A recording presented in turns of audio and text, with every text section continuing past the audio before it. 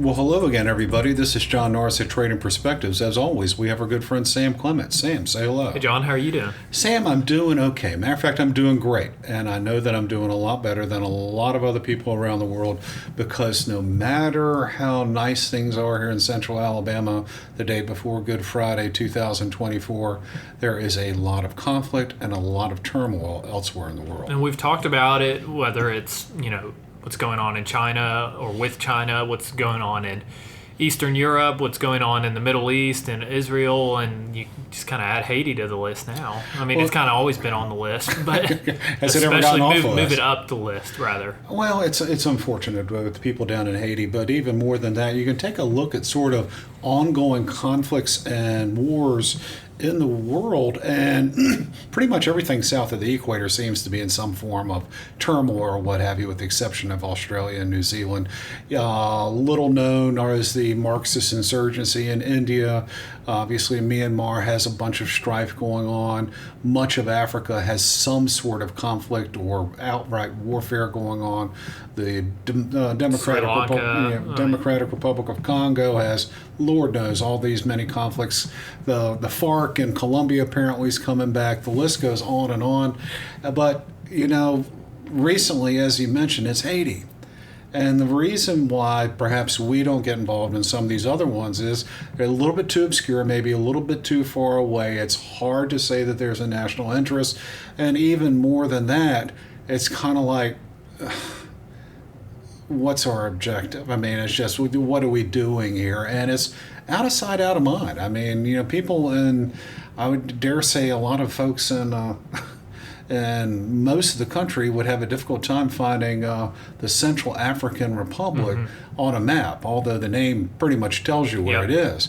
However, Haiti is kind of a known entity. It's down in the Caribbean. It's where the church groups go. And yeah, it's all of that, so much promise, what have you. And yet here it goes again, descending into chaos. And unfortunately, I don't think it's a question of if. I think it's a question of when the United States is going to have to get involved again, or thinks it has to get involved again. And I've just kind of asked a question. After literally decades, if not a century, of getting involved in Haiti's affairs, getting involved in everyone else's affairs, what are the results that we have? And what kind of results are we expecting to see? Because if the results that we have are what we expect, then fine. But we'd be pretty foolish. But is that fine? Yeah. The island of Hispaniola is an interesting case. We've seen the divide between the DR and Haiti, and it goes back to exactly what you said. We've continued to meddle in elections. We've had support. We've had whatever good or bad word you want to use. We've been involved with not just Haiti. You mentioned a lot of these other countries for a long time. And the efficacy is just very questionable. And so it reaches this point of, one, saying, is this helpful?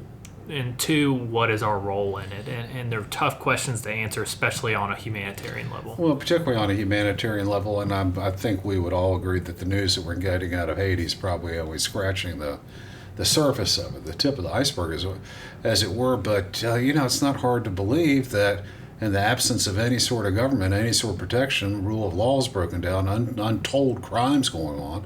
It's a question of, not a question of if, but when whatever is remaining of the infrastructure fails. That means cholera, malaria, and all these things which we don't have to contend with here in the United States could overtake the island and just lead to a disaster. I've read some crazy number about people that are at the risk of outright famine or starvation. How do you not get involved in some form or fashion? However, the more we get involved, it seems the more frequent this happens and the worse it is each time. Yeah, I think it goes back to we've talked about what it takes for a strong economy, whether it's the rule of law, property rights, development of human capital, but it's kind of like what we're just throwing money down a well in a sense that it doesn't actually seem to be bearing any fruit. And that's where stimulus in areas where the government's going to use it, it's going to go to the people. There's very little government there to begin with. Right. So that's why it's how do you help in those situations? And again, it's a tough. I mean, you mentioned it. Famine is not something that should happen in a lot of. It shouldn't happen at all anymore. I mean, we have the tools. and the resources necessary. And so it's just an awful humanitarian thing. But we've meddled in elections, we've been involved with this country, and things still just continue to fall into turmoil. It falls into turmoil, and it falls into turmoil, it seems like, whenever we get too involved. Still not exactly sure what we accomplished in Afghanistan, what we necessarily accomplished in Iraq, and this is just me talking, not necessarily the opinions of Oakworth Capital Bank or anyone here. And now we've been down to Haiti, I don't know, several times in my lifetime, and you kind of take a look at it and go, all we did was, as you mentioned, throw money down a well. A bunch of people lost their lives, and no one's better off than they were. So it begs the question, let me ask you this, as someone that, well, in a few weeks will at least have another dependent that will preclude you from military service, at least for a little while, but someone, your generation, the people that have to fight the old men's wars for all intents and purposes, what is your generation's take on meddling in Haiti's affairs, meddling in the Middle East, doing all this type of stuff? We say we're not going to be doing nation building, but what is it we're doing, and how does your generation feel about it? Well, it seems like there's becoming less and less of an appetite for it. And I think that's when you are, like you mentioned, the people who would be fighting in these wars, a lot of times it clearly changes your opinion on it, whether it's your kids going off to war or you going off to war. That bar is going to be raised for what requires U.S. troops, boots on the ground. Would you say that extends also into NATO and Europe? 100% does. So, is that the bar where we're willing to go have U.S. soldiers lose their life? That's a tough question to answer and look people in the eyes and say, we're going to send you off. We're going to send your sons off to go fight in someone else's problem, someone else's war. And you mentioned the meddling in elections. It's funny, that's shown to be unsuccessful. That doesn't really help, and it's caused great strife in countries all across the globe when we've meddled in elections. But somehow that's almost the only. We have to fix the government. The government has to be fixed for anything else to work. Yes. And so it's kind of like, let's meddle in the elections, but it doesn't end up working, and frankly makes things worse. So it's kind of like, it's not great. We shouldn't be doing that in the first place, but that's kind of fixing the government is the one solution. Our democracy our way. Yeah. Not your way. Yeah, and that does not work. You cannot force. It's happened in South America, the Caribbean, Africa, Asia. All over we've meddled in elections, and it almost exclusively is a failure. Then why do we keep doing it? We can't help ourselves, but it's also the answer to the question of what's the global superpower's role, and I think people have warped views of that. And then again, when you throw the humanitarian side into it, it's like what was going on with Somalia in the 90s. That's an awful, awful humanitarian crisis. You're telling me we should just sit there, and I'm saying I don't know what the answer is. That's a tough question to answer. I don't know what the answer is, but it seems like when we get involved in places like Somalia or elsewhere, we go in there and we meddle. We think we're going to show up with our M16s and our powerful equipment, and people are just going to automatically acquiesce. It doesn't work. It doesn't necessarily work that way. And in a place like Somalia, which was a hard sell on the American public anyhow, not understanding what the benefit was or what our duty was or even what our interests there were, hey, little Black Hawk down, a few people, a few dead bodies being dragged through the streets, and guess what we do? Yeah. Hit the bricks. See ya. And so, do we think honestly that if we send troops down to Haiti this go around, now that all these arms are flowing into this country, into that country, do we honestly think that whatever peacekeepers that are going to be there, whether they be from Kenya or the United States in some form or fashion, that these armed thugs, including the gang run by Barbecue, do we think that these gangs are just going to say to heck with it? Well, understanding that we'll be gone at some point, and so why are we going to just melt into the background, give up our guns? No, I think they're probably going to take some pot shots at our We guys. have a really good idea of how this turns out, and all you have to do is look at Afghanistan. Yes. We were there for decades. Have we put up some Quonset huts and bribed some tribesmen and nothing changed? And the day we leave, Taliban takes back over. Yeah. So it's kind of like, what was this all for? And that I can't even imagine answering that question to someone who has loved ones who lost their lives. Yeah. So from what I'm hearing, your generation is probably a little bit more jaundiced on this than maybe my generation, and certainly the generation ahead of me, the baby, whether it be the baby boomers or even the silent generation before that, or whatever we call people that were born before 1945, that might have a different view of how the United States should police the world. However, my generation X, I was born in '68, I'm going, this is tiresome. Mm-hmm. You know, I'm looking at it from an economic point of view and just lives lost. It's like, you know, we go into these places, no clear-cut objectives. We're going to go in there and restore order, but we don't do anything about it, really. Yeah, it's orders are restored for a little bit, and then we leave and just all hell breaks loose. And so now all of a sudden we get to your generation, and your generation is saying, I don't want any part of this. I think my generation wants to have it both ways. I think my generation is probably the most sensitive in a while, probably since the 70s to foreign issues, but is also the most adamantly opposed to sending troops there. And there's no answer. Yeah, so as long as so essentially it needs to get done, I'm just not going to be the one to do it. Yeah. Someone else is going to do it. And I get that. I feel that almost. I mean, I think it's very, very European. But I think everyone, to some extent, sees that. I mean, outside of the warmongers who are just fully comfortable sending troops. If you're not fully comfortable sending U.S. troops to foreign territories, then you have a heart, you're being tugged both ways with it. Well, this has to change. I mean, we've seen what can happen. It's not the island itself that is so arid that nothing can happen on it. Yeah. The DR is doing pretty well for the Caribbean lush. countries. Yeah. It's one of the higher GDP countries in the Caribbean. Yeah. On the same island. And so we there's so much potential energy there, but we can't fix it. It's kind of like you can't solve someone else's problem if they don't want it to be solved. So this kind of begs the question, with all of our interventions, with all of this stuff that we do, all these dollars that we waste and lives that we expend, are we just making the problem worse? I think a lot of people would adamantly say yes. And at what point is it not helping but actually hurting? And in a situation like Haiti, I would say, as often as the humanitarian crisis is right now, I think we have done enough. At some point, we are hurting those people by continuing to meddle in their affairs. And as painful it is to watch from the outside, we can try to alleviate the suffering as much as possible.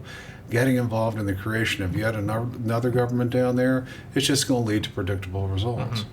It's not going to have the democracy that we have here in the United States. It's a different country with a different history and a different people. And we could say the same thing about Afghanistan, say the same thing about Iraq. We can say the same thing about the Central African Republic. We can say the same thing about Niger or just about anywhere. Yeah, any of these places. You know, maybe American-style democracy and how we've structured our civics here in the United States, maybe it doesn't work other places. And going down there and trying to force something on people that don't necessarily want it, you know, we're not doing any good. And at some point, you have to have people make those decisions for themselves and just sit there and say, by God, I've had enough barbecue. I've had enough. And it might lead to some pain and suffering, but at least they'd be in control of their own destiny. It's just such a tough. There's no good solution. There's no good solution.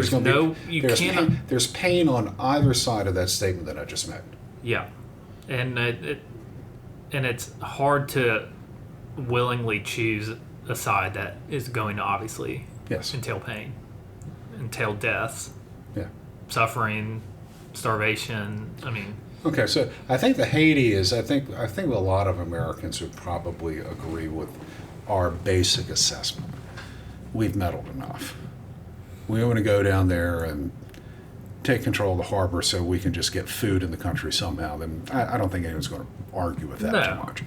But Same in terms, thing like what they're doing in Gaza is. yeah, I mean, just go down there and dump food in the country and some medicine, and hopefully some NGOs will be able to get there and be safe and take it from there. I don't think anyone would have too much of an issue with that. That begs the question for your generation, the wars, and there you can only call it, I mean, clearly in Eastern Europe, that's an outright war, and I would say it's a war clearly in Gaza as well. How does your generation potentially feel about the war in Ukraine, about the war in Gaza? And is that something which the United States needs to get involved in more than we currently are? Because you read the news on Ukraine, and some people are saying we haven't done enough, and other people are saying we've done too much, and they're not necessarily warmongers and saying we need to be give the Ukrainians, I mean, F-35s and our top-notch stuff and boots on the ground, all that. And yet, I don't think there's much of an appetite from the American public, and I would imagine from your generation there's even less of an appetite to go over there and fight and die for Ukraine or fight and die in Gaza. Mm-hmm.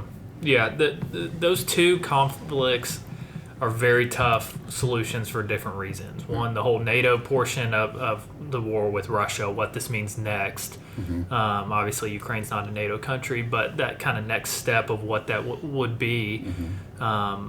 And the allies that we have over there. Israel's one of our deepest, if not our deepest ally. Will it be after this is all said and done? It doesn't appear to be going in that direction under the current policies. Yeah. Now, obviously, we're a country that lives in 4-year elections, so that can change in November, and maybe it does. But the current trajectory it's going is not a positive one with us in Israel. So what do you think it would take for members of your generation to rally around the flag, as it were? The USA. Yeah, USA. I'm willing to go throughout the world and spread democracy, American way, all that stuff. Clearly, it's not even Ukraine. It's not really even Gaza. I've yet to speak to a single individual that wants their child to go fight and die in either of these places. No. Haiti's definitely not. No one wants to go down to the jungles of Colombia and sort that out. Would it be a Taiwan, where all of a sudden that's the proverbial line in the sand for your generation? Would you be willing and able to go fight and potentially die for the sovereignty of an island nation that is many thousands of miles from your home? I don't think there's almost any other country that would change my generation. Again, painting it in a broad brush. Yes, let's go in there. Let's do it without a land invasion or something of the sorts of the U.S. So, I'm talking a 9/11 type event, Pearl Harbor. Basically, what you're talking about is a direct threat to our sovereignty. Yes, we've been going in that direction. The government maybe hasn't, but I think the sentiment has been going in the direction of less wars. I think Vietnam really kind of kicked that off probably, and has trended in that direction since. I mean, Somalia has become so ingrained in people's brains. Not that was a war that we were taking part of. Afghanistan. I mean, the entire Middle East. Yeah. Since Vietnam, it seems like missing legs and all that stuff, and then nothing getting done for it. Yeah. I mean, Vietnam lost 54,000, some 50,000 people never came back. A lot of others were wounded. Vietnam's largely the same. Largely, I mean, it's a communist still a communist country. So I don't know what would do it. I mean, we're seeing humanitarian crises and still push back. We're seeing. But I mean, again, we ignore some humanitarian crises. We ignore the ones that are easy to. Didn't we invade South Sudan? Yeah. Have we gone into Sudan's in an awful spot? I mean, have we gone into the Democratic Republic of the Congo? Have we alleviated the hell on earth that is Goma? Some are easier for us to ignore than others.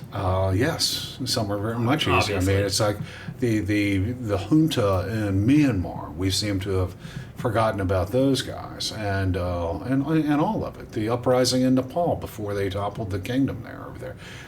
We have just really kind of ignored these, but maybe it does take a Taiwan or what have you. But what I'm hearing you say is it's going to take a direct threat to our national sovereignty before members of your generation say enough of this. I think so. And would you call that isolationism, the United States retreating from the world order, or would you just say it's just pragmatism brought on by decades of bad examples? I think it's really the latter. I'd phrase it as stepping back from our overstepping.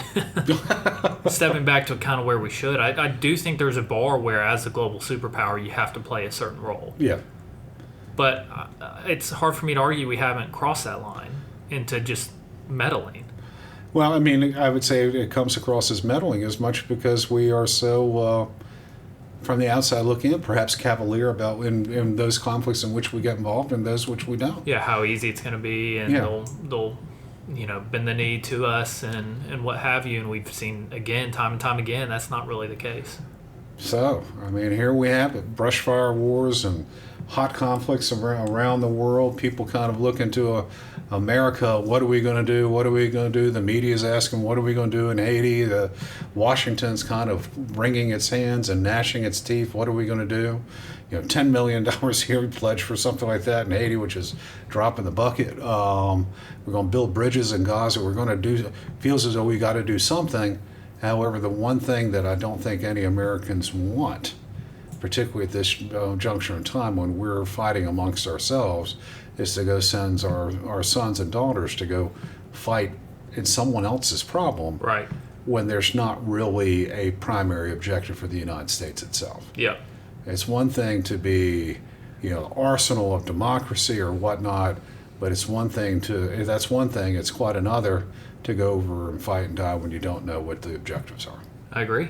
And so that's the take your generation's taking. We want to have our cake and eat it too. Oh, there you have it, playing both sides. All right, guys, thank you all so much for listening. We always love to hear from you. Also, if you have any comments or questions, please, by all means, let us know. You can always drop us a line at tradingperspectives@oakworth.com, or you can leave us a review on the podcast outlet of your choice.